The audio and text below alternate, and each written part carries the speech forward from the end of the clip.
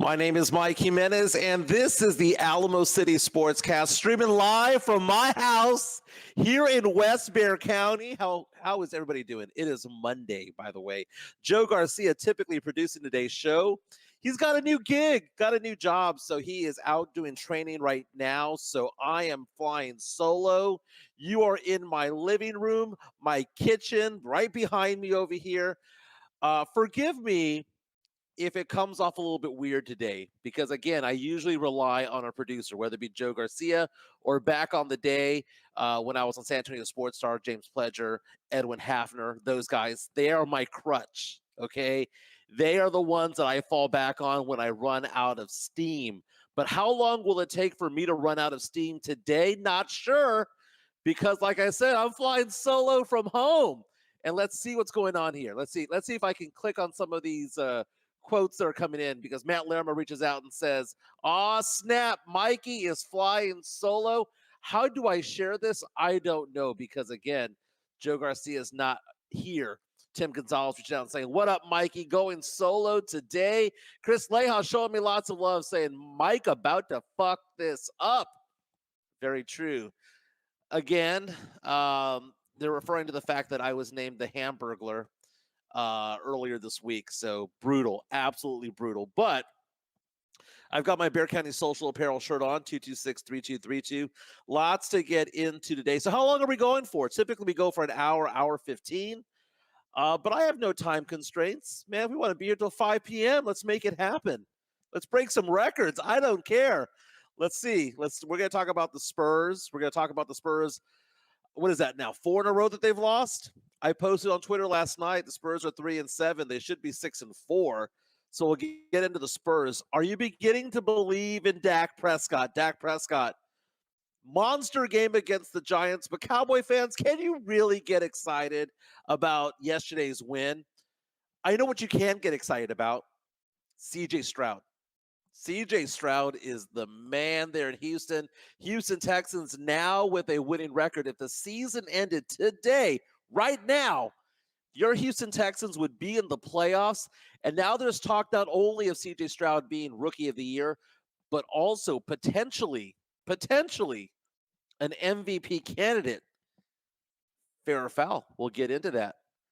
People are reaching out right now. Let me make a quick appearance real quick. Oh, what's going on, man? Look at you hijack the show. Yeah, man. Mike hijacked the show. He's in charge for now. We're going to go ahead and I'm going to try to go ahead and just let him freestyle. I'm going to be in training, but I know that we're going to have like an hour out. So we'll let Mike go all the way up to about, we're starting near 11. So around 11:55, 12 noon, somewhere around there, Mike. But we need to get our sponsorship ads in real quick too before we go ahead and do anything else. Oh, dude, I wasn't gonna forget. Oh, but No, I could push the one. Oh, I'll live read them. It's MCS. Okay, you'll live read them. All right. It's MCS, and it's also Jeff Garcia, Locked On Spurs. Yeah. Just some love for all that. Yeah, man. So it's kind of weird how you're able to like just jump in real quick. Jump in. I control everything still. That just scared me. Everything. Yeah, look, everybody's laughing. They're like, "Oh shit, Joe is here." So how do I call up these quotes or these? So I try to give you access, so you can go ahead and be a co-host, doing things behind the scenes, So generally speaking, what you're supposed to be able to do if you have access to is you just click on any of these comments and it should show it on stream. Yeah, not happening on my end. Yeah, we're gonna have to figure that out. Maybe it's because I'm a guest on this thing. No, but I am able to see everyone's comments coming in. So bounce them up, bounce them off me. Be more than happy to kind of read them off to you guys. But again, Joe Garcia. Now, when you told me, Joe, that I was going to be flying solo, you made it appear as though it was going to be 1 or 2 episodes. And then I see a tweet last night that says Jimenez is flying solo for 3 weeks. Yeah, 2-3 weeks. Hey, does this mean I could do a show on a Tuesday if I wanted to? You could if you wanted to. Jimenez was like, "What?" I want to pop in on a Thursday because we've been doing Monday, Wednesday, Friday. Maybe, just maybe, I might be bored.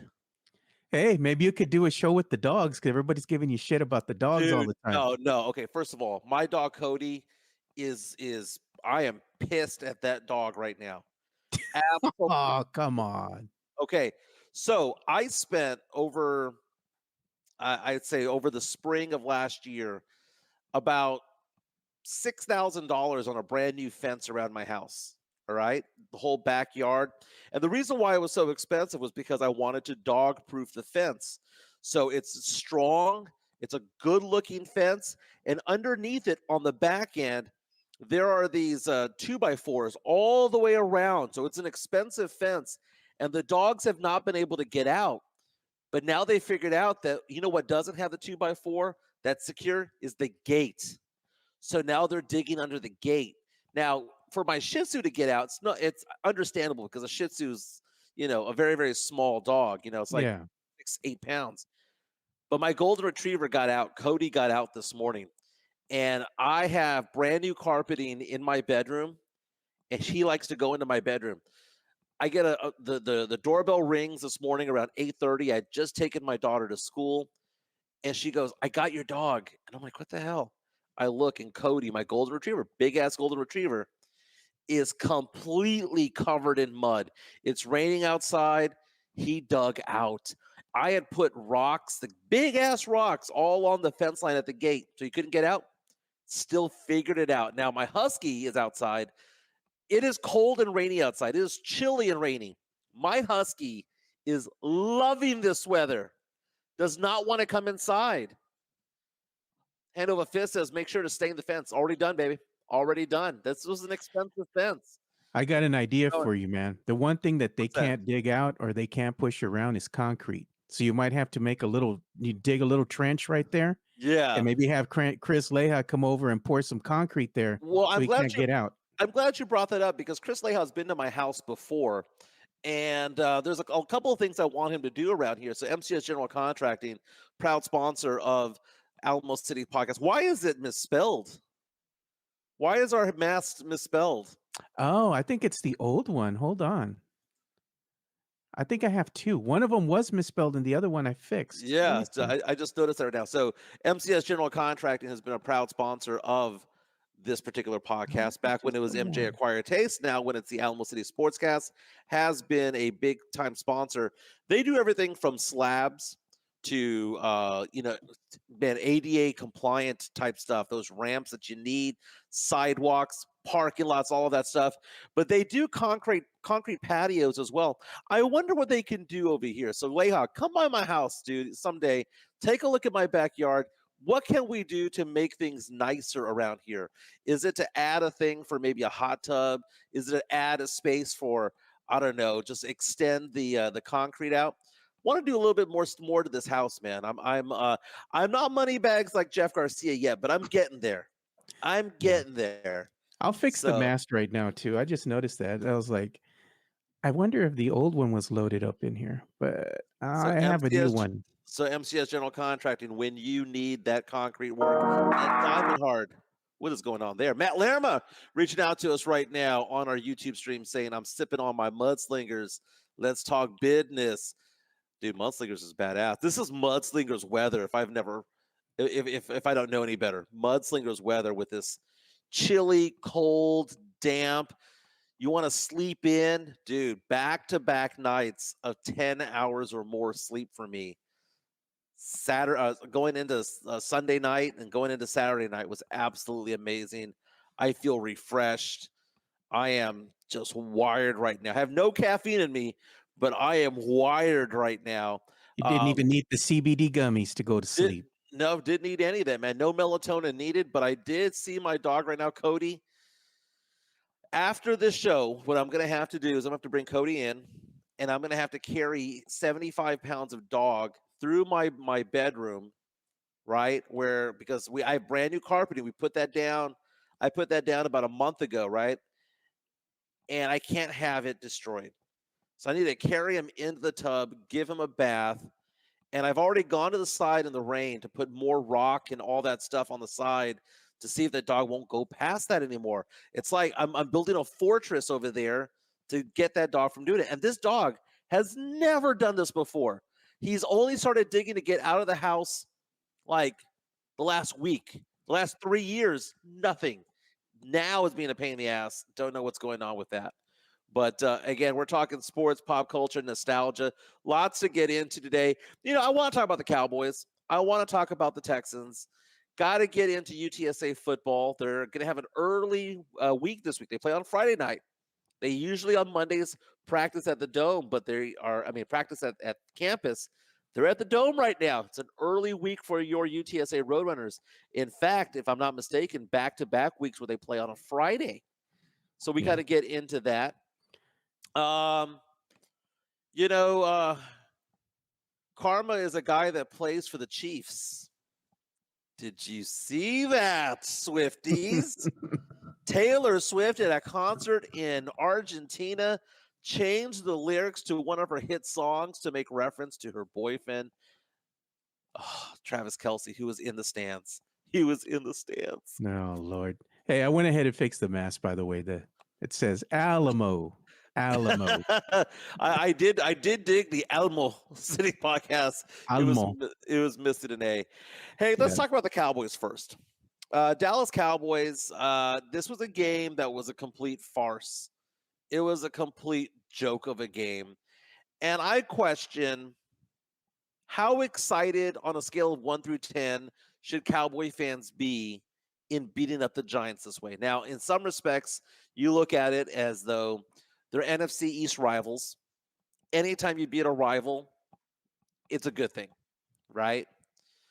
But this is a game that featured the Giants playing a third-string quarterback who had no practice time with the team one. I doubt they even knew his name. He was on the practice squad a week ago. This is also a team that they played that Vegas had no faith in because every single spread for week 10 of the NFL was 8 points or less. Cowboys were favored to win this game by 17.5. So Vegas was saying this was going to be a blowout. This is a crappy Giants team. Cowboys came into this game 2.5 games behind the Philadelphia Eagles. And a lot of Cowboy fans like looking up at the standings going, can we catch up to them? They play each other in a few weeks. But the thing is, man, this is a game that the Cowboys needed to get, and they got. And people are trying to throw me out under the bus right now. Chris Leha coming out and saying, oh, well, they at least they didn't lose to Josh Dobbs. Josh Dobbs is a pretty good quarterback. It is embarrassing that my Saints lost to the Vikings yesterday, 27-19. That is relatively embarrassing. But let's not pretend that Josh Dobbs is the bad quarterback. Josh Dobbs should be playing for the Jets. The fact that the Jets didn't go after him, Josh Dobbs is a smart guy, a good, talented quarterback. And in fact, the Vikings may have the quarterback of the future with that guy. This is a guy that's bounced around to 4 different teams. That is not, it's embarrassing for the Saints to lose them. So I'm not going to say on a scale of 1 through 10, it was like a 7 on an embarrassment scale. At least they lost on the road. Yeah, and Dobbs did beat the Cowboys too. Yeah, Dobbs beat the Cowboys. Yeah. So the Cowboys at home, where they've won, 11 games in a row? Yeah. Taking on a third-string quarterback who was on the practice squad last week or a week and a half ago. I can't get excited about this. What's funny too, Mike? When Cowboys, they say quarterbacking is not rocket science. Well, guess what? This motherfucker's a rocket scientist. Yes. He passed the Wonderlic exam. He knows, dude. He knows shapes and he knows about black holes, right? He looks good, but the thing about it is this. Here's the thing about Josh Dobbs. Josh Dobbs, out of all the quarterbacks in the NFL, is third in rushing yards. So he's basically a guy that pass is not there. Boom, he's gone. Motherfucker's gone. And so it's interesting. I have a hard time cheering against Josh Dobbs. I have a hard time. He's the underdog. He's the underdog, man. Cowboys with more than 600 yards of total offense. Dak Prescott with more than 400 yards passing. Dak Prescott, I would say this stretch of 3 games ever since the loss to the Niners might very well be the best 3-game stretch of his career. But the Cowboys right now, if you look at their record, very solid record, but they are 2-3 on the road. If they don't win the NFC East, They have to go on the road to win 3 games to make it to the Super Bowl. You know what The was funny too in Cowboys, the this last Cowboys are game, Mike? the Cowboys are relatively unbeatable right now at home. Yeah, you know what was funny in this last game against the Giants? You would have thought it would have been Dakota Rain Prescott that was going to throw Right. the pick. Was not him. It was actually Cooper Rush. He threw Yeah. the pick, man. You know there was going to be a pick in the game. I was like, I know there's going to be a pick somewhere. Somebody's going to go ahead and throw an interception. I'm thinking it's going to be Dak. No, it was Cooper Rush. Neff Ozuna reaching out and saying, nobody's excited about this. We did what we were supposed to do. Yeah. I get it, but a lot of Cowboy fans, dude, just like in awe of Dak Prescott. 600 total yards. We have figured it out. Mike McCarthy is just this incredible play caller with Just just 3 played a weeks shitty ago. team with no Just 3 weeks quarterback. ago. I see, and that's the thing. That is the thing right there, is that the Cowboys have a chance of making this division title run a possibility. 2 games behind. The Eagles had the week off, right? So the Eagles are rested right now, and they better be rested because the Eagles' schedule right now is rough. The next game for the Eagles, Monday Night Football, on the road against the Kansas City Chiefs. And if you take a look at what goes on beyond that, home against the Bills, home against the Niners, on the road against the Cowboys, and then on the road against the Seahawks. Dude, that 5-game stretch right there is rough. Meantime, the Cowboys are playing, Sisters of the Poor the next few weeks or so. I mean, they got the Giants. The Giants are a trashy team. They got next? Bryce Young and the Carolina Panthers. Bryce Young hasn't had a touchdown in like weeks. The guy is Freaking awful garbage. over there. Yeah. Then they got the Commanders. They got the Seahawks, but what's different about the Seahawks with the Cowboys is that the Cowboys got the Seahawks at home, whereas the Eagles have them on the road. Then the Cowboys host the Eagles, and then finally, Cowboys the next 4 or 5 weeks have a chance to catch up. But if they do catch up, what do the Cowboys have to end the year? On the road against the Bills, on the road against the Dolphins, home against the Lions, and the Lions are looking good, man. Scoring more than 40 points last night to pull off the upset, the relative upset in LA against the Chargers. Lions are favored, but still. I got to get back to work here. I got my lunch break coming to an end. I got to get back.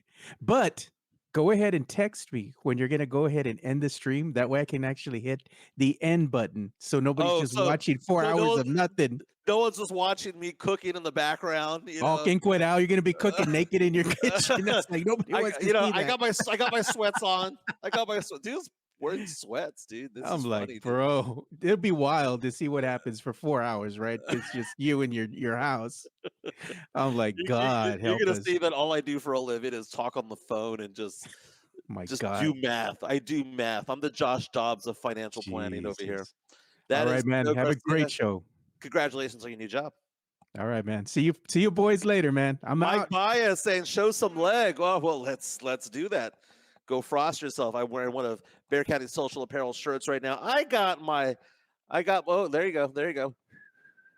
There I am. Yeah, I am barefoot because I'm home right now.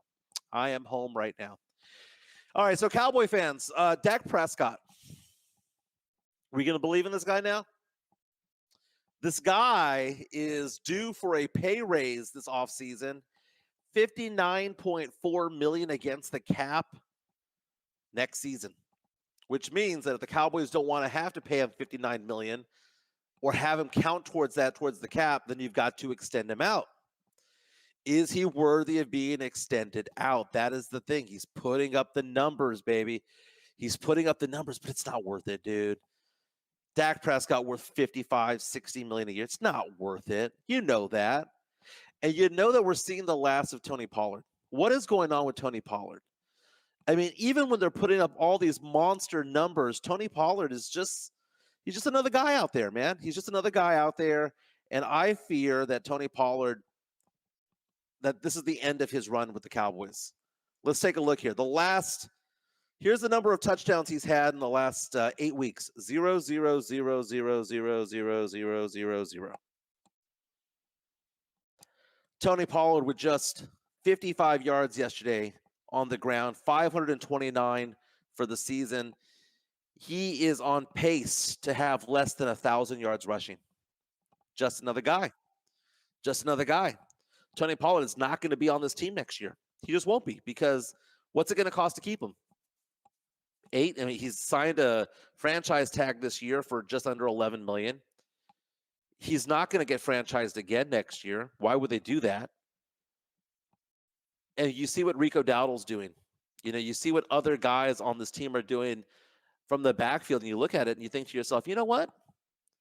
That is not the production that you would want to see from there. Now, Rudolph Gonzalez reaches out to us right now and says, "Weren't you one of his biggest fans last year?" I was. Last year, Tony Pollard averaged 5.4 yards per rush attempt. He did. The question became, could he be that guy that would get you 20 to 25 touches per game, and can he run through the tackles? I personally think that he has the ability to do well, but you need to have a thunder and lightning type of dynamic back there. And the fact of the matter is that he has proven that he's not that guy. And it's sad. It's sad because I like him. I like him personally. The Cowboys cannot afford to keep him. And this is the thing about the Cowboys, is that the window is open right now for them to make a Super Bowl run, because look at all the people that they've already started paying, and look at all the people that they've got to pay. Micah Parsons, the bill is coming due. Dak Prescott, the bill is coming due. Tony Pollard, you were franchised. The Cowboys are going to be spending a ton of money to keep their players. I mean, they re-signed Diggs. They've re-signed certain players on their team that they want to be part of the roster for years to come. They're not going to be able to keep all of them. And if you take a look at their entire roster, the way that it's built, this is the window.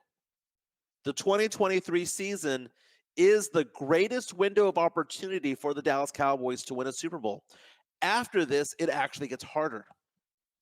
It gets much, much harder. And you take a look at the landscape right now of the NFC. Who should the Cowboys be afraid of? The Eagles? I mean, the Cowboys were inches away from beating the Eagles on the road at Lincoln Financial Field. They show that they can play just as well as the Eagles, and that any given Sunday they could beat them. They're not going to be afraid of the Giants. They're not going to be afraid of the Commanders. They're not going to make the playoffs anyway. Go to the other conference. Will they be afraid of the Vikings? I don't see why they would. I don't see why they'd be afraid of anybody in the NFC South. Right now, the New Orleans Saints are the only team at 500. The winner of that division is going to be 9-8. Just get to 9 wins. You win that division. You host a playoff game. And that more than likely is going to be the Saints. And is it weird for me to get excited about Jameis Winston all over again? So you have the Lions. The Lions are the team that I think the Cowboys probably should fear the most right now. It's kind of hard to say that because these are the Lions, right? But the Lions, they put up points. They can play tough defense when needed. They've got the two-headed monster when it comes to the running game, finally getting healthy again. Goff doesn't make many mistakes. The parallels between Dak Prescott and Jared Goff are actually pretty interesting. We talk about how Dak Prescott and Kirk Cousins kind of are parallels. You could put Jared Goff into that mix as well. Are you afraid of the Niners? Well, the Niners lost 3 games in a row. Won last night, back in first place, tied with the Seahawks, but due to tie breaking and all that stuff, are right now tops of the NFC West. So you look around, Cowboy fans, this is the opportunity. This is the time right now. Cowboys need to run off 3 or 4 in a row, starting now, and beat the Eagles if they have any chance of making a Super Bowl run. Because if the Cowboys finish the season 11-6, 12-5, but they're a wild card team, they're not going to do much. They're just not going to do much. They are a different team on the road than they are at home. 11 wins in a row at home. I mean, that's no joke. You give this team home field advantage, they might make some noise. I mean, they might make a lot of noise. You give them 3 road games in a row in the playoffs, tell them, hey, you got to go beat the Saints on the road. You got to go beat the Niners on the road and the Eagles on the road 3 weeks in a row in order to make the Super Bowl. It's not going to happen. It's not going to happen. There's going to be a bad game somewhere along there. Rudolph Gonzalez down says, you downgrade the Cowboys because of history and you'll lift up teams like the Lions for newness, make it make sense. It's different, man. It's different. And you take a look at certain teams like the Lions. The Lions have been getting better year after year after year. This isn't the first year that they've done well. They were on fire at the end of last year. So they are a continuation of what was happening last year. They have progressively gotten better through the years.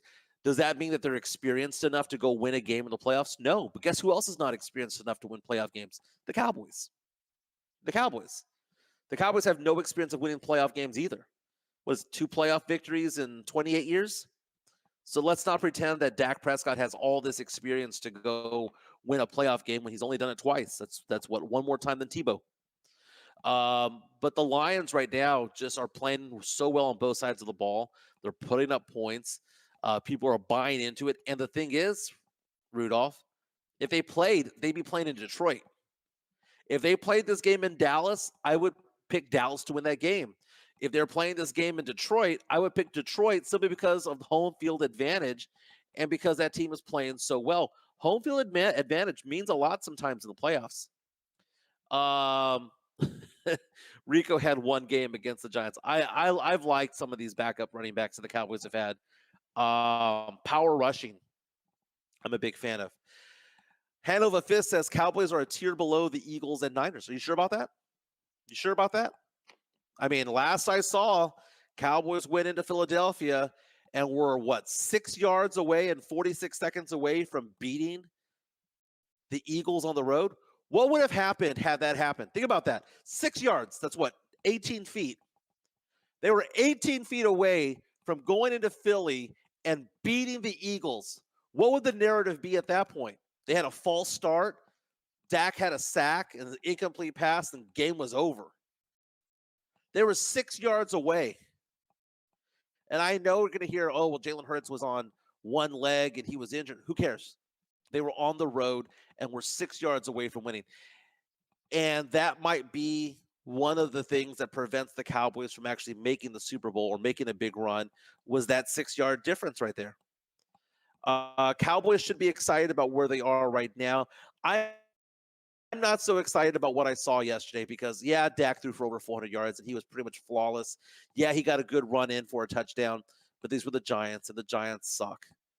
And it was a 17.5-point spread against a quarterback that was on the practice squad 10 days before, against a guy that was a third-string quarterback. And it's just the Giants had no chance. Now, I kind of question whether or not 17.5 points was valid because, this is the NFL. You would think 17.5 points, that's difficult to overcome. But they overcame that in the first half, right? And Dak got to sit down and not watch or not have to play in the game in the fourth quarter. It was a great game for the Cowboys. They did what they had to do. They are 2 games out of first place. They could be 1 game out as of 1 week from today, because think about this. Eagles lose to the Chiefs in a rematch of the Super Bowl. They lose to the Chiefs on the road at Arrowhead. Cowboys take care of business again against the Carolina Panthers. At that point, what ends up happening is that the Cowboys might actually control their destiny, because the Cowboys play the Eagles again, but this time at Jerry World. This time with 11 wins in a row. Might be 12 at that point. Cowboy fans should be excited because right now it's a buzzsaw of a schedule that the Eagles are going through, but then the Cowboys have their own buzzsaw of a schedule. After they play the Eagles, they've got the Bills, and they've got the Lions, and they've got the Dolphins. So right now, Cowboys need to play catch-up. They need to play catch-up. They need to even things out, and I think they will. I think that they'll be in a position to tie the Eagles for the NFC East supremacy when it comes to that game a few weeks from now. I think they have a chance. I think it's going to happen. Dallas Cowboys looking pretty good, but are they looking as good as your Houston Texans? The Houston Texans, oh my God. Oh my God. I would like to place a waiver, please, for a new Sancha team. And for those of you who don't know what a Sancha team is, okay, a Sancha team is a team that you get to cheer for that is not your favorite team. My favorite team is the Saints. It's okay to have another team that you kind of look at a little bit. Your side piece team. And for the past few years, my side piece team has been the Cincinnati Bengals, because Jamar Chase, Joe Burrow went to LSU. That's where my daughter goes to school. And there was that whole dynamic there. So I would kind of cheer for the Bengals. And the Bengals made their way, pretty far in the playoffs the past couple of years. They're a very, very good team.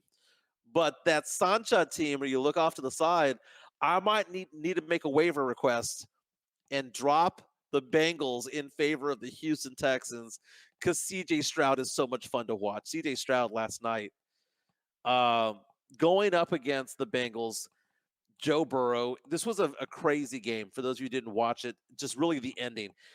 You see the Texans up by 10 with just a few minutes to go, and you see CJ Stroud throw an interception that almost got taken to the house. Bengals score a touchdown, 3 and out for the Texans. Burrow leading them for a game-winning drive. Tyler Boyd wide open in the end zone. It was a high pass. He got both hands on it, did not come down with it. Bengals kicked a field goal to tie the game. CJ Stroud leads the Texans down the field. Last second, 48, 49-yard field goal. Barely through the uprights. Barely up through the uprights. And then you see the Texans win 30-27. Now 5-4 on the year. Legit chance of actually winning that division. And if you look at the schedule for the Houston Texans, they've got only one good team the rest of the way.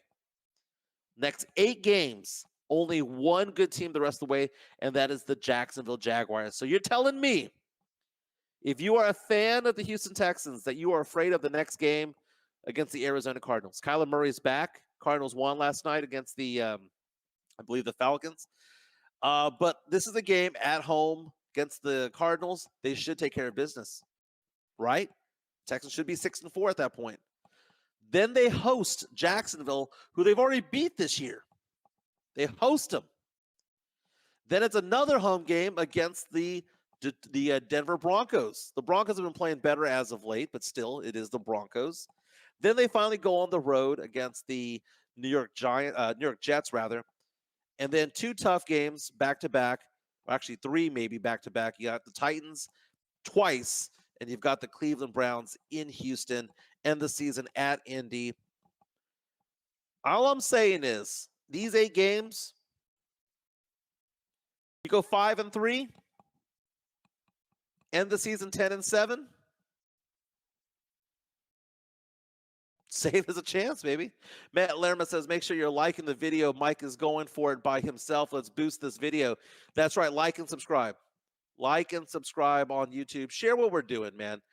We're doing it more often. Rudolph Renee saying, because you're bandwagon. That's what a bandwagon is. I mean, what was I doing yesterday at 12 o'clock? I was watching the Saints.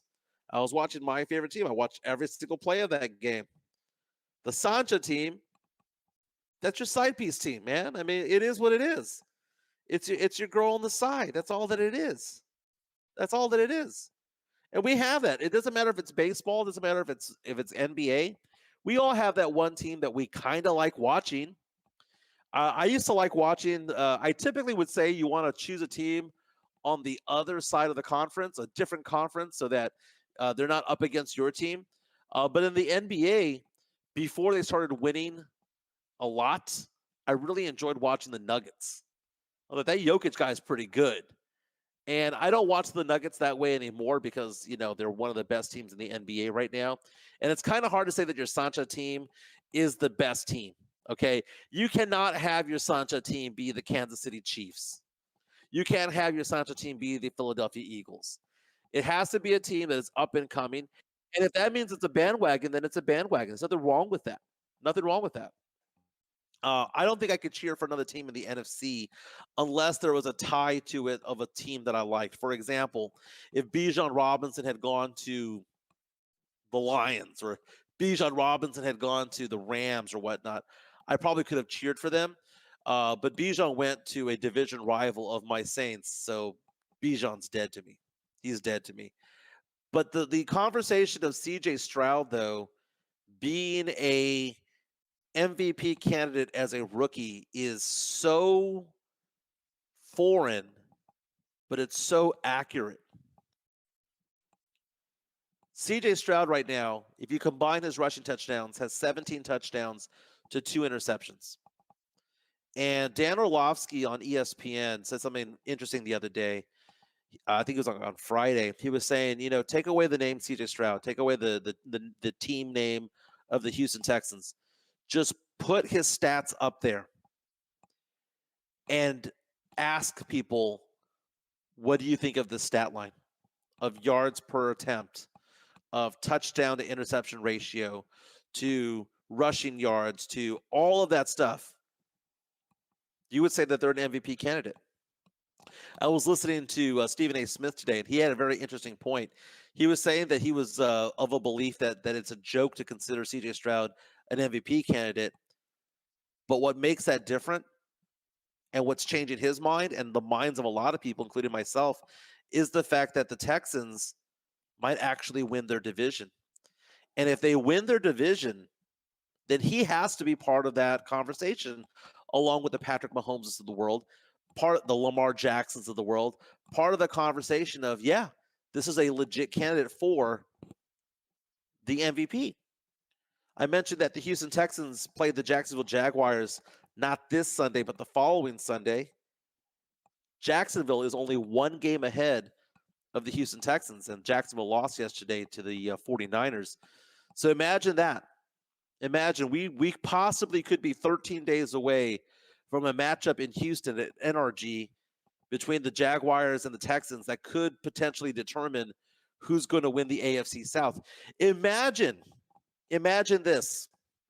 We talk about the fact that the Texans have a legit chance of making the playoffs. They have a legit chance of hosting a playoff game. Hosting a playoff game with DeMeco Ryans as a rookie head coach, with CJ Stroud as a rookie quarterback. And I will say this as well. CJ Stroud is going to be rookie of the year. We know that. But what I enjoy most about all of this is the whole DeMeco Ryans factor, because so many NFL teams refuse to hire black coaches. And DeMeco Ryans is out there balling out. After the game, you see the celebration going on in the locker room where he's, jumping up and down with CJ Stroud. He tells the team, we beat a really good team on the road. We beat Joe Burrow on the road. We should be proud of ourselves. And I am proud because that is a young African-American head coach. And I know there's other African-American head coaches in the NFL. I know one was, I believe, with the Raiders now. But those guys are set up to fail.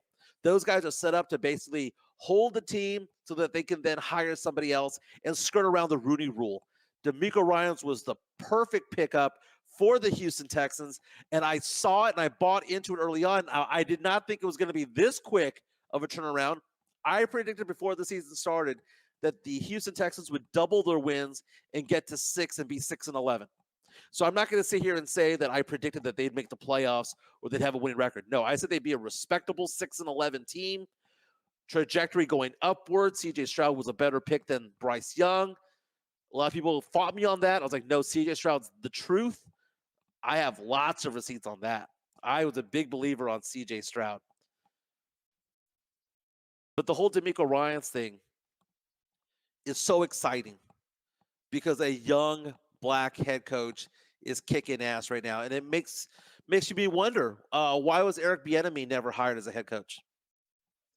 Why is there always a retread of failed coaches, but these young minority coaches get nowhere? Those lawsuits that were filed by Brian Flores, and all these other coaches along the way that were saying, hey, man, we were all patsies, man. We were hired to be fired. We weren't hired because they wanted us. We were hired because they were trying to skirt around a rule. We were hired because they wanted a certain guy, and the only way that they can get around the Rooney Rule was to hire us so that they won't look like it's a racist organization. It is what it is. Racism persists inside of the NFL still. You might have 75% of the players be African American, but the coaches, it doesn't reflect that. Some teams are better than others when it comes to it, but it's so nice to see DeMeco Ryans do his thing. The Texans, man, good team. Nefo Zunarich is out and says, my Sancha team is the Lions. I called at the beginning of the year, so I'm not just jumping on the wagon. That's the thing, man. The Lions are a perfect Sancha team because if you bought into them last year, when they got their new head coach, and it's strange because when you look at the Detroit Lions, you might look at that team and think to yourself, well, what is exciting about them? Because I mean, come on, man, this is a Jared Goff team. But you take a look at head coach Dan Campbell and what he's been able to bring to the table.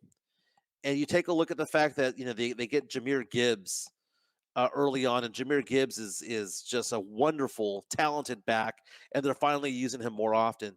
But Jared Goff yesterday, 333 yards, 2 touchdowns, no interceptions, a rating of 122.4 for the season, 14 touchdowns thrown, 5 interceptions. He has not had one game this year where he has multiple turnovers. Jared Goff is a very, very decent, controlling game manager type of quarterback. The defense can get at them when they're healthy. I like the Lions team. It's fun to watch. Josh Jimenez, no relation, comes out and says, preach! Houston Texans are no longer rebuilding and a joke of the NFL. I'm happy for D'Amico because a lot of Texans fans remember when he was drafted by the team. He did go back home. The Texans made some moves earlier this year when it came to the draft that you see what they're doing, and they're moving up to get picks, and they kind of went all in. I mean, just call it what it is. They kind of went all in with a lot of their picks, and and think about it this way: when they went and got Will Anderson at number 3 overall, think about it this way. We talked earlier about the Cowboys and the window of opportunity to win a Super Bowl. And at some point, they got to pay people, because Dak Prescott right now is going to be on the clock for $59 million. CJ Stroud's salary right now is so cheap compared to the rest of the NFL when it comes to coaches. $9 million. So what team has a better opportunity or window right now of winning a Super Bowl? Is it the Cowboys when they have a $59 million cap hit next year on Dak Prescott? Or is it the Texans with a $9 million cap hit on CJ Stroud for not only this season, but for the next few seasons to come? Remember when the Chiefs were winning Super Bowls or getting far into the playoffs, and it's because they didn't have to pay Patrick Mahomes? It is oftentimes detrimental to have a quarterback on your roster that is so expensive, taking up 20 to 25% of your cap. It is detrimental sometimes. But when you have somebody who's only taking up 4% of your cap in a CJ Stroud, that's the opportunity to go all in. And imagine if they made the playoffs. What does that do for free agency when it comes to the Houston Texans? Are the Houston Texans suddenly a destination for certain free agents who are looking around going, Houston's not a bad place to live. It's a pretty diverse town. Look at CJ Stroud over there. The same way that we look at Victor Wembanyama as Spurs fans, do we look? Will free agents look at this situation in Houston that's developing and think to themselves, I want to be part of that now? There's no better recruit that you can have other than a quarterback that is young, talented, and knows what he's doing. And you can tell with CJ Stroud that he is out there and he is studying. He's studying the game film. He is getting better by the week.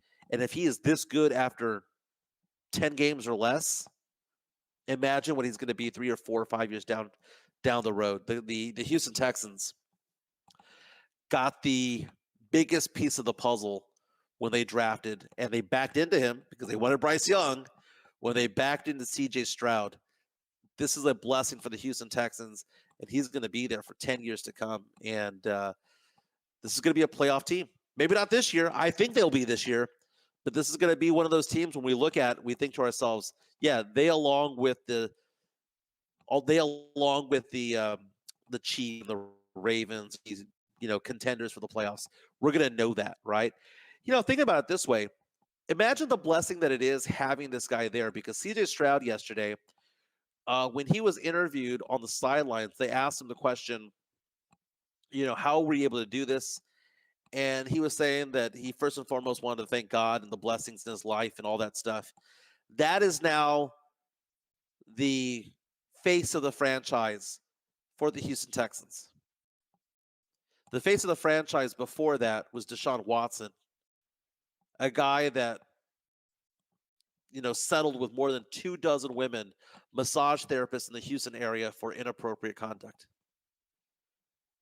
All the draft capital that the Texans got. The best thing to ever happen to the Houston Texans was not C.J. Stroud. The best thing to ever happen was for Deshaun Watson to be the jackass that he is. They lucked into it. Very, very cool. Very, very cool. UTSA Roadrunners play on Friday. Undefeated right now. UTSA football, undefeated. Again, I know they were 1-3 in non-conference play, but since then they're undefeated in American Athletic Conference play at 6-0. Still 3 teams undefeated. You've got SMU, you've got Tulane, and you've got UTSA. Dude, UTSA plays Tulane the day after Thanksgiving in New Orleans on the road. But the thing about Tulane, all Tulane does is win 2-point games, man. That's all that they do. If you look at the standings right now, they are barely winning the games. And I know they're ranked in the top 20, the AP top 25. But that team is ripe for the picking, man. That is a team right now, when you look at what's going on with them, and I just get so frustrated watching Tulane. I want them to lose so bad. I watch their games. It's always, it's a 3-point game in the fourth quarter, but Tulane somehow magically wins every single time. They are 6-0 again, along with SMU. Now, UTSA does not play SMU this year. In fact, probably won't play them ever again because SMU is changing conferences. But UTSA did win 34-14, beating Rice at the Alamo Dome. I was there. Chilly weather and all. I was there tailgating. I brought 20 shots of Fireball, 10 shots of bourbon. I was bartering it for food, bartering it for beer. It was a fun time as well. Matt Lerma says undefeated asterisk. Not true. Mario Cavasso says it's all about the Benjamins. Boom. Josh Jimenez going back to our conversation about the Texans, saying Texans got a 4-year window before they have to pay C.J. Stroud. Texans win a Super Bowl in the next 4 seasons. I don't know. There's a guy named Patrick Mahomes that might prevent that from happening. But UTSA football, they are practicing today in the Alamo Dome. Probably a good thing because it's indoors right now. 7-3 on the season. They play South Florida, 8 p.m. here at the Alamo Dome. This is the game that's going to be on ESPN2. South Florida, not a very good team. Well, it's an okay team, I guess. And then they play at Tulane next Friday, the day after Thanksgiving. I'm excited about this team. The crazy part of it all, though, is the conversation piece involving the fact that Jimbo Fisher is out at Texas A&M. That appears to be the story going on over there. Jimbo Fisher, I mean, he had some decent seasons at A&M, but could never take him into a top-tier team within the SEC West.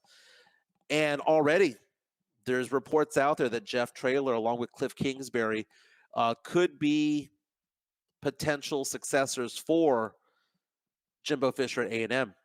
And I would not fault Jeff Traylor if he went to A&M. I mean, that is a big school. I mean, it's the largest school in the state of Texas. It is an SEC relative powerhouse. It is SEC football. If Jeff Traylor was offered millions of dollars to leave UTSA to go over there, why would I fault him and why would you fault him? And a lot of UTSA fans are out there going, no, he's building something over here. And I get that. But that's the SEC, man. That's the big leagues. And I think they're going to look at him. And if you saw Vinny Vanzetta from Kent's 5 over the weekend, had a quote from Jeff Traylor. And Jeff Traylor was saying, no, I'm focused on what's going on with the team this year and this week. We got to win this week. All that stuff, right? But do you know what he didn't say? He didn't say, I'm not going to go anywhere. Did you notice that? He didn't say it.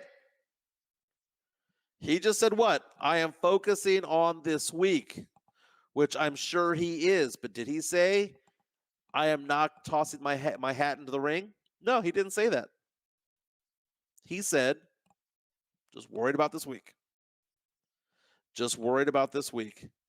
UTSA football, again, taking on South Florida, taking on the Bulls at the Alamo Dome. I'm trying to see what they did earlier this year. South Florida with let's see here. South Florida played Alabama earlier this year. Did not know that. They only lost by 2 touchdowns to Alabama. They beat Temple 27-23 this past weekend. Taking a look at what ESPN believes. ESPN believes that UTSA has an 86% chance of winning this game on Friday night on ESPN2. The game against Tulane, by the way, is going to be played on ABC. It's going to be a nationally televised game. Could determine the AAC champion as well. Tim Gonzalez saying that Mike Elko also named as a potential success for Jimbo Fisher there. That is true. Chris Gonzalez reached out to us on YouTube, says A&M will look at him. Texas has ties. And you know they have the pocketbooks of the donors. Dude, the number of billions of dollars that Jimbo's going to get for being axed is incredible. But, the Aggie wallets compared to the wallets of UTSA, it's a night and day difference, dude. I know we play D1 level, and I know that UTSA has been ranked before and has had players drafted in the first round. But it's a different game. It is a different game. We'll always be little brother to A&M and UT, always. And Jeff Traylor, why would they want Jeff Traylor? Not only is he a good coach, but he's also somebody who has ties recruiting to the area, that triangle that is basically Dallas through Houston to New Orleans, all the way to San Antonio, back up to Dallas. That's where he knows how to recruit. Cliff Kingsbury would be interesting as well, because Kingsbury is known as an offensive genius coach for the Arizona Cardinals. He's from New Braunfels, Texas Tech ties as well, obviously. Yeah, that's another big name as well. The fact of the matter is that if you were to ask the question this offseason, which head coaching position would probably be the most attractive, A&M would probably have to be in the top 5 easily. Jimbo, his contract being bought out for more than $70 million. Mondo Cavazos reaches out and says, did you hear Rudy J putting A&M and Rob in their corner this morning? I did not, but Rudy J is my guy. He is my guy. A good friend of mine, Darren, was he's an Aggie. He's also a big fan of UTSA football. He was saying, dude, I want them to go after Traylor so bad. And it'd be a pretty decent pickup for them. I don't think that Aggie Nation would be super excited about it, because it's not a big name. It's not an Urban Meyer. The name is not a Harbaugh. The name is not, Saban, right? But if you're going from the analytics of just pure football mind and the ability to network, the ability to recruit in the area that is needed the most, Jeff Traylor might be that guy, dude. He's got to be one of the 3 or 4 best people to look at when it comes to that. Again, we are live right now on Facebook, YouTube, and Twitter. Joe Garcia is not with us for the next couple of weeks or so because he has a new job and he's training right now, so he's unable to do his thing. He has given me the ability to do the show on my own. He pops his head in and out. Mike Baez reaching out on YouTube saying UTSA fan base would implode. It would. And not only would the fan base implode, but the productivity on the field would implode as well. We would not be as good of a team without Jeff Traylor. Jeff Traylor is a great head coach. But, it would be interesting, though. Let's say that Jeff Traylor does up and leave and goes to A&M. You know who'd be a good successor? G.J. Kinney over there at Texas State, who was at Incarnate Word last season, led Incarnate Word deep into the playoffs last year. G.J. Kinney taking a crappy-ass Texas State squad into a winning team, and now are bowl-bound. There's a possibility that UTSA can play Texas State in a bowl this year. The Frisco Bowl is Sun Belt versus AAC. That is a possibility.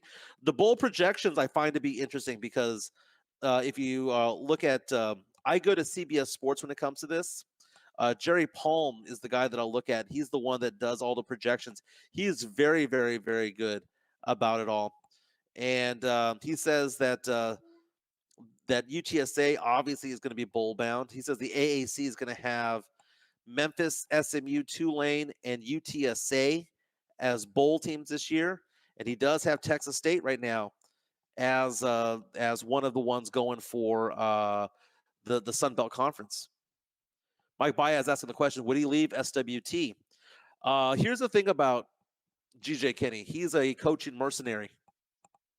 He is going to go wherever the next best place is going to be for him to make his way to a Big 12 or SEC type of school. He left Incarnate Word after 1 year. He left. He could leave Texas State after 1 year. The school that he was before Incarnate Word, he left after 1 year. The guy just bounces around from place to place. He was an offensive coordinator in the Pac-12 as well. I find it to be interesting. And no, it is not Harry Palms. It is Jerry Palm that does this at CBS Sports. He has right now, as the playoff prediction right now, being Texas taking on Georgia in the semifinals, followed by Michigan against Florida State in the other semifinals. He has the Sugar Bowl, the Fiesta Bowl being Washington against Tulane, assuming that Tulane does beat UTSA. Orange Bowl, Louisville against Ohio State. On track right now for the Peach Bowl is Mississippi and Penn State. And the Cotton Bowl being Oregon and Alabama. Want to check out the Alamo Bowl, by the way. December 28th at the Alamo Dome. The projection right now, according to CBS Sports, is Oklahoma, the Sooners, taking on the Arizona Wildcats. And I'm looking for UTSA, I'm a looking. By the way, they have in the New Orleans Bowl Liberty against James Madison. Those are two teams that are just playing out of their minds. Frisco Bowl, SMU taking on Texas State is the projection right now. And then UTSA in the 68 Ventures Bowl, December 23rd against Georgia Southern. Gross. 68 Ventures Bowl. Where the hell is that? 68 Ventures Bowl.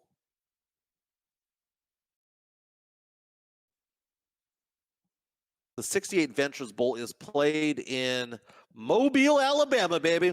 We're making our way down I-10 East. We're going past Baton Rouge. Going to say hi to my daughter, Gabby.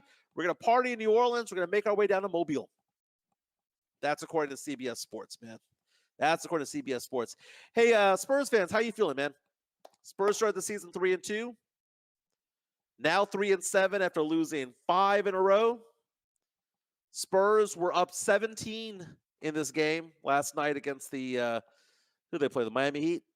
Up 17 and proceed to wet the bed again in the fourth quarter. This is the third time that they've lost a lead of 17 points or more. This is a team that, as I mentioned on Twitter yesterday, 3-7, but they should be 6-4. Just hold on to the damn lead. If you're up that big, they're good enough to get out to those leads. They're bad enough to squander them. And my question is, why are they losing these leads? Is it because of the coaching? Is it because of the lack of veteran leadership? Is it because we don't have a point guard? What is the reason behind it? It's basically all of them. All of them is basically it. Last night, the Spurs should have taken that game. Lost 118-113.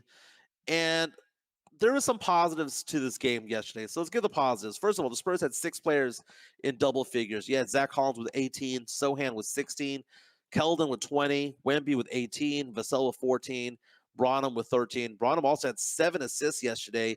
Keldon Johnson had 12 rebounds. Wembanyama had 11 rebounds. But the three-point shooting was relatively atrocious. Keldon was 3 for 10, and Wemby was 2 for 9. But look at Jeremy Sohan. Okay, I give Sohan a lot of shit, so I will praise him when praise needs to be done.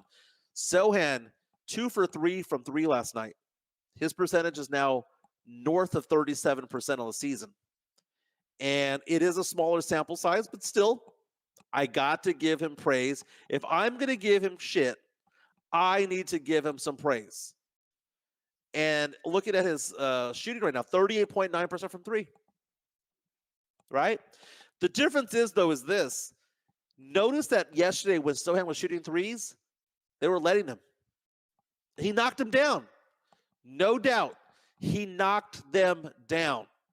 In fact, he was 2 for 3, and that third one that he missed was one at the end of the quarter that he kind of forced up there. It was makeable, but I'm not going to fault him for missing that particular shot because it was the end of the quarter, and he just flung it up there, and he was a few feet behind the three-point line, and he was running towards the basket. I really shouldn't fault him for that. But he was 2 for 3. The two that were kind of in relative motion in a normal offensive setup, They dared him to shoot. Not one hand up. They didn't run at him. The Heat defense, you can tell that the storyline, you can tell that the playbook against Jeremy Sohan was let him shoot. They let him shoot, and he was making them. That's 2 games in a row where he's done that. Now, keep in mind, last year in January, Sohan went off on like a tear for like 4 games where he was knocking down threes, and then he missed like 25 in a row. No joke. This is not exaggeration.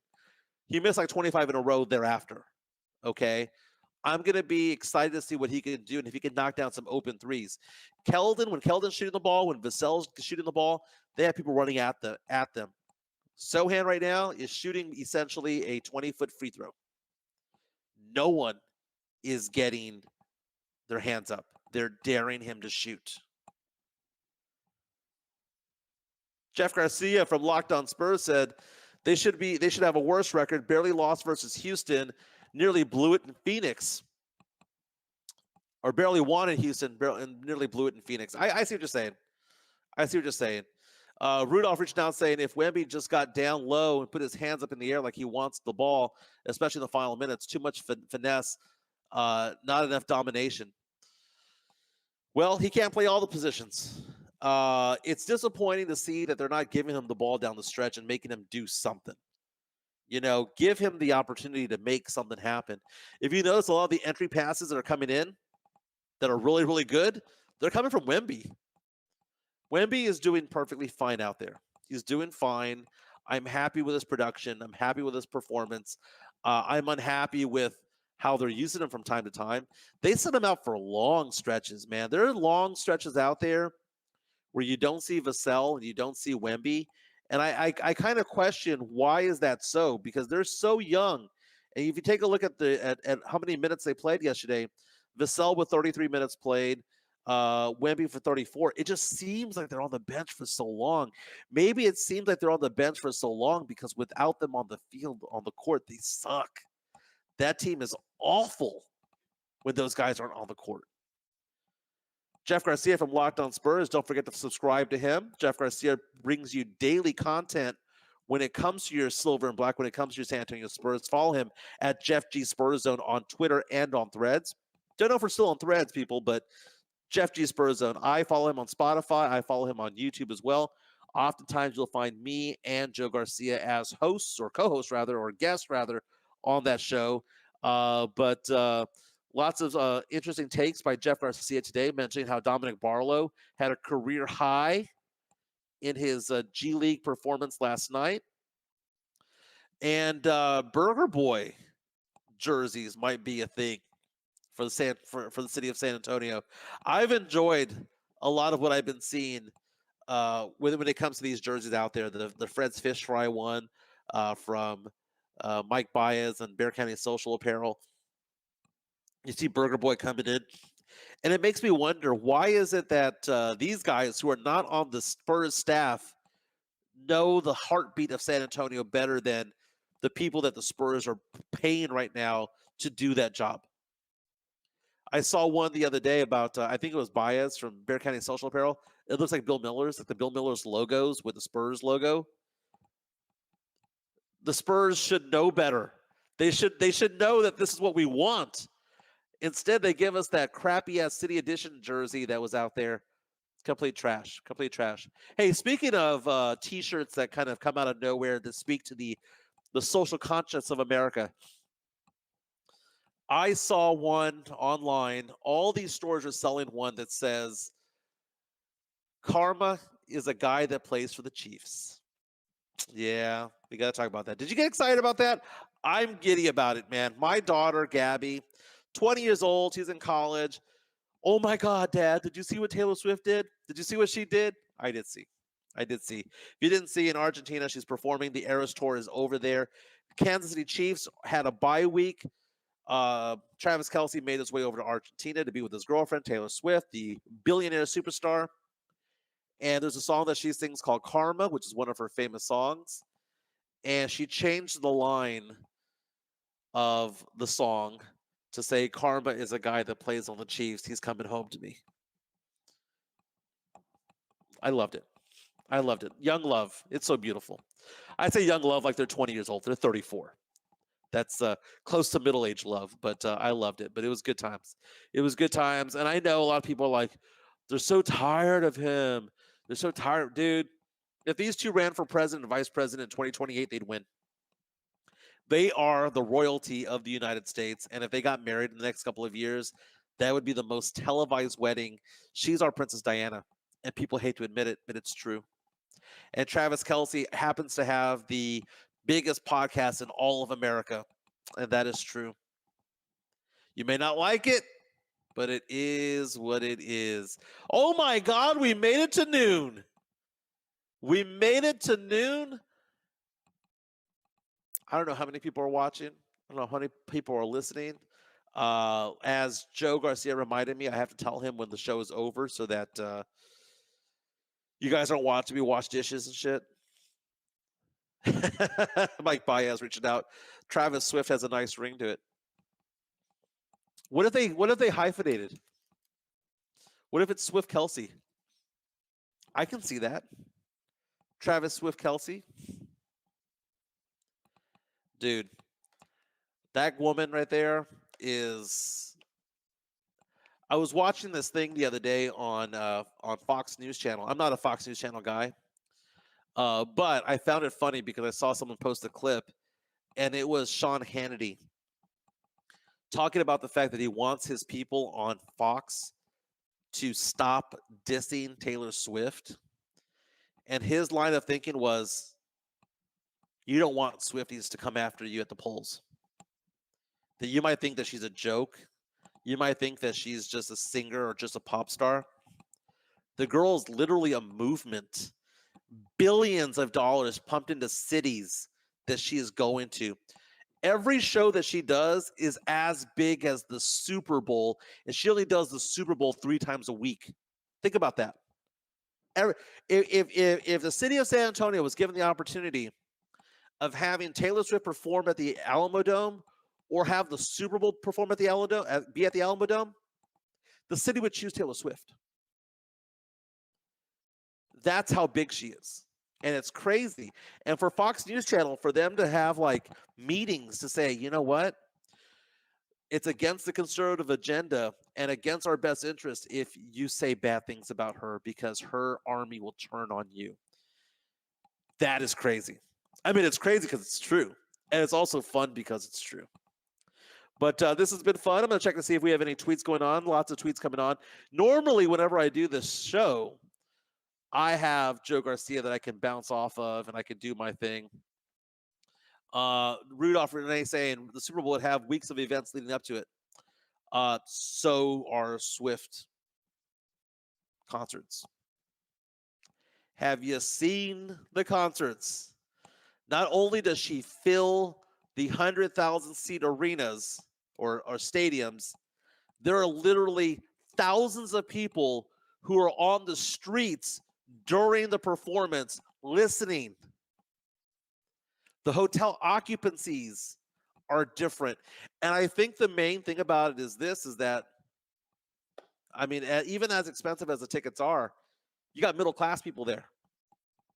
You know, you've got middle-class people there.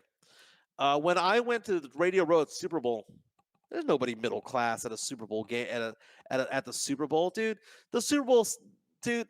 Everybody, all 80,000 people that are there, they are all owners of car dealerships, and they're all doctors, and they're all of that. It's not the Super Bowl sucks. Let's call it what it is. The Super Bowl sucks. The atmosphere sucks. I had fun over there doing my old radio show over there.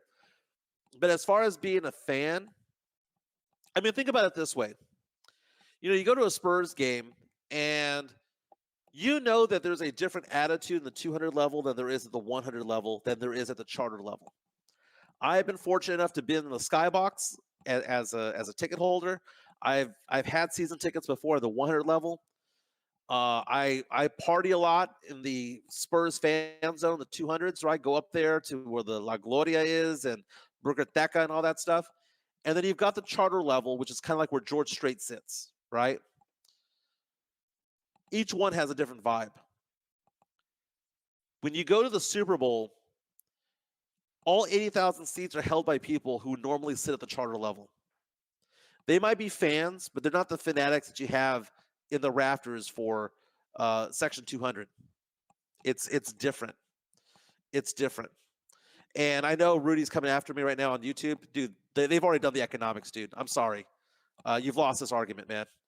They have done the financial impacts of a Taylor Swift show compared to the Super Bowl, and they have come to the conclusion that a concert of Taylor Swift, which, by the way, when she does a show, she doesn't do just one. She does 3 to 6 shows every city. So it is actually a much bigger deal for a city to have Taylor Swift in the city than it is for them to have the Super Bowl. And it's sad to admit, because the Super Bowl, I mean, is the biggest watched thing in all of America every year. Doesn't matter what teams. It could be the Texans against the Lions this year. It'll be 100 million people watching. But for economic impact, the Super Bowl does not even make a dent compared to what Taylor Swift brings to New Orleans, brings to Houston, brings to Arlington. Does not even make a dent. Jerry Jones would much rather have the Swift era tour all over again than to host the Super Bowl. If he's really counting his money, that's what he'd rather have. It's time to wash that t-shirt, brother. What's that? 226-3232? 226-3232? You know what time it is. Now you know what time it is. I don't understand the question about now he's going to give his resume. Don't know about that. For those of you who don't know, I have a financial practice, and I do it from home. I do have offices that I work off of the Pyramid Building over there on 410 in Blanco, but why? Since COVID, I have come to the conclusion that working at a business office is absolutely stupid. It's absolutely stupid. I make just as much money, if not more money, in my t-shirt and chones here at home, talking to people on the phone, than I do over at my office. At my office, guess what? It's the same internet, and I don't have to fight traffic. I absolutely love working from home. Working from home is a dream. And on top of that, I'm self-employed. So show my 1099s? Shit. Maybe if I did, I'd be called Moneybags. No, Jeff Garcia's forever Moneybags. I had a good year this year, though. This was my most successful year ever in finance. Last year was a really good year. This year's been off the charts. And the reason why it's off the charts is because the way that I do certain financial products, if you will, fall in line with high inflation, fall in line with people who are afraid of the market.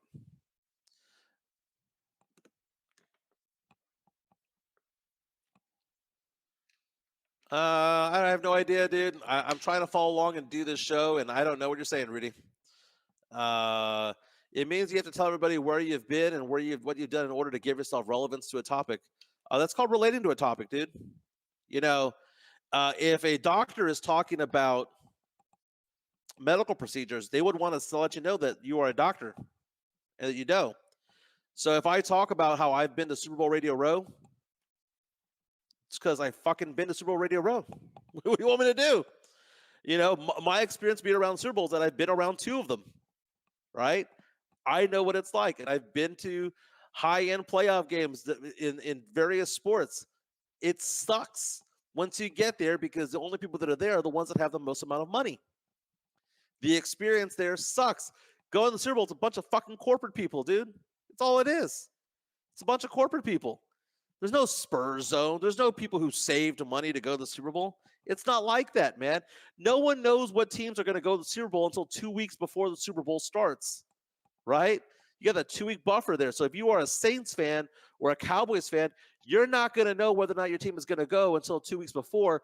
So therefore, the only people that can actually go are the ones that have an enormous amount of money. Hand over fist says lots of people stepping back from the market looking at bonds.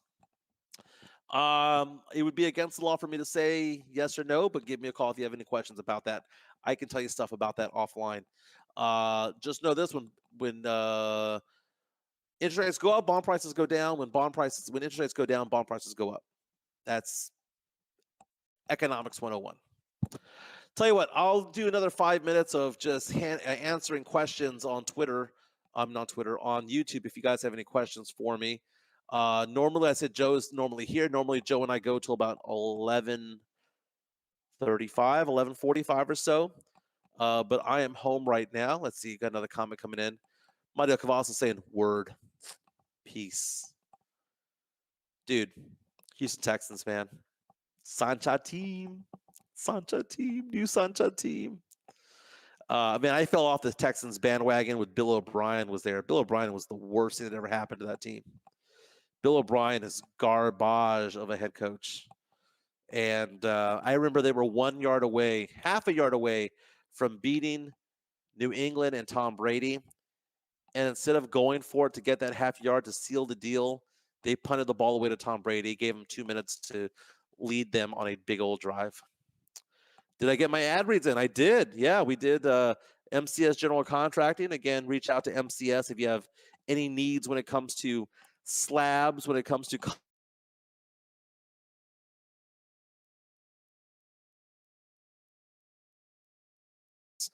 ramps and things like that. It's good times, man. And then we have Jeff Garcia from Locked On Spurs at Jeff G Spurs Zone. This has been fun. Will we have a show tomorrow? No, because we have a Monday, Wednesdays, and Fridays. But if I pop up on a random Tuesday or Thursday over the next few weeks, it might be because I'm bored at home. We do this at Joe's studio. Joe lives like maybe 10 minutes from me. It is a 4-minute drive, but it's a straight shot from my house. So, when you see me rolling on in, because typically whenever you see that 2-minute thing pop up, I'm actually walking in the door at Joe's house. It's 10 minutes away. That's pretty cool, but he's given me the opportunity to do this here. To be honest with you, when he was talking to me about it, he made it sound like this was only going to be a one or two show type of thing, but apparently it's going to be for the next 2 or 3 weeks until Joe is back up and running and out of training at his new job. I have to get back. I am working right now on $1.1 million of new investments. So I've got to go invest those dollars right now. And I got to find a place for them. And I've got a dinner tonight with one of my vendors. They didn't tell me where I'm going, but they said that they're going to have dinner with me at 6 o'clock. And after that, going to chill out, watch Monday Night Football. Matt Lerma says, don't bring up that blasphemy. Is it time for the Spurs to move on from Pop? It was time in the year 2019. I am tired of Pop. I'm done with him. It was a fun ride. Get off the ride, dude.